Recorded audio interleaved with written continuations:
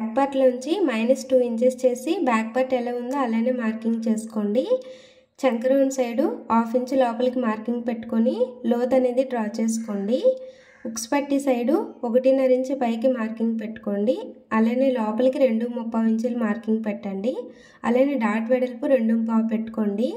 చంక రౌండ్ వైపు 3/4 ఇంచుకి మార్కింగ్ పెట్టుకోండి. అలానే ఫ్రంట్ నెక్కి డీప్ వచ్చేసి 6.5 ఇంచ్ పెట్టుకోండి. ఇలా ఆర్మ్ హోల్ స్కేల్ పెట్టుకొని రౌండ్ నెక్ అనేది డ్రా చేసుకోండి.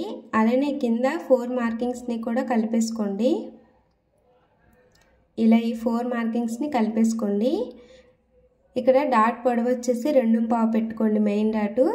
అలానే ఇక్కడ ఒక 1/2 ఇంచు మెడపట్టికి విడిచిపెట్టేసి ఇక్కడ కూడా సెకండ్ డాట్ సకానికి మార్కింగ్ పెట్టుకొని 2.5 పెట్టుకోండి. ఇప్పుడు ఈ రెండింటికి ఒక బ్యాంగిల్ మధ్యలో పెట్టుకోండి. థర్డ్ డాట్ కోసం అయితే మార్కింగ్ చేసుకోండి. అలానే కటింగ్ అనేది చేసేయండి.